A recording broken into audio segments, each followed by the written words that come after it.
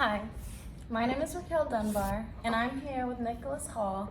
And Nicholas, we're going to be discussing some racial biases and disparities that have affected child welfare systems in the United States of America, and certain neighborhoods and infrastructures have been more heavily affected by these scenarios. And so I just have a couple of questions today for you, if that's no problem for you today. No problem. All right. So how old were you when this unfortunate event actually occurred? I was only 6 years old. Okay. Yeah, pretty young. Kind of sort of. Okay, 6 years old. Mm-hmm. What do you recall from the events that occurred that day? I say first grade. I was at school, and for some odd reason, my grandpa picked me up from school, which never happens. And so when that happened, he kind of told me, kind of sort of, that your sister was in the hospital. I was going to have to go to the hospital.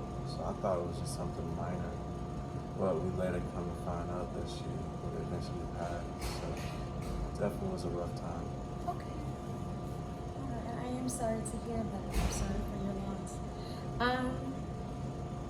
What was it like for you to come to the grim understanding that your sister was indeed gone? Could you repeat the question one more time? What was it like for you when it kind of settled in, the understanding, as grim as it is, that your sister was gone? I say for a long time I started to take it as my fault. And like my grandparents, they were always on top of what I would say, and they were kind, and when I would say things were my fault. So they kind of got like a counselor for me to talk to, and that kind of helped having somebody to talk to about that. What role did your mother play in the death of your sister, according to the state? According to the state, they said she was the primary reason why it happened. But records, I feel like they're kind of misconstrued because there was little to no evidence in the case, and nobody really knows what happened that day besides her and God. So. All right. Did your family somehow attempt to shield you or maybe protect you from the reality and the presence of the situation and how things really were? Did they kind of try to shield you from that? I think they did their best. Like they tried their best to hide it from me when I had to go to secure visits to see her. But it got to a point eventually where she went into jail that they couldn't really hide it no more. Like they couldn't come up with a reason why she wasn't there. So they eventually had to tell me. How did that affect you when they sat down with you and had this serious talk of the reality of things? It was a bad feeling, like realizing when I heard how long she was gone for, I just didn't feel like things were fair in that case. Right. It left a sour taste in my mouth. Okay.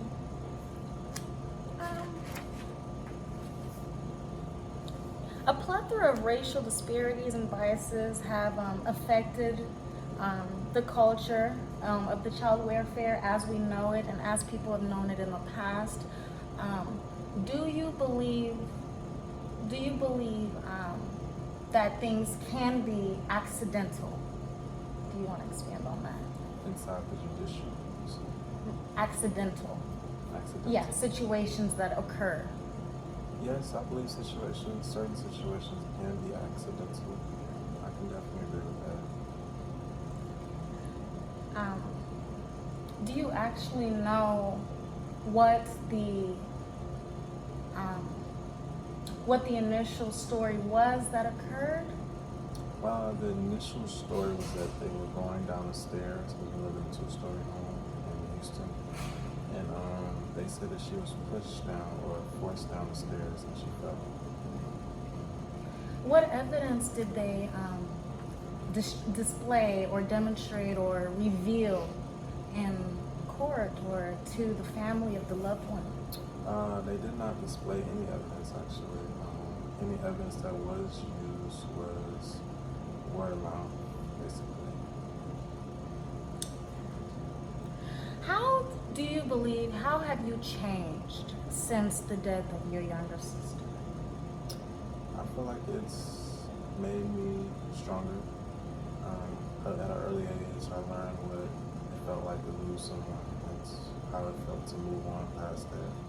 You know, to lose someone, not only just to lose someone, but to lose someone that was close to you. So yeah, it definitely gave me, I say, motivation and strength. Have you altered your perspective on the fairness of the child welfare system, maybe the justice served in some circumstances? I'd say yes. My perspective has been that it isn't as fair as it should be, and things definitely have a reason to be changed. Okay. Do you sometimes or at any point in your life blame yourself or actually your mother for the death of your sister? I don't blame nobody. I feel like, you know, and when you live in a world where God controls everything, you know, it's all in His plan. So I'm not the one to say it could have been or it should have been this way. That's not up to me, per se.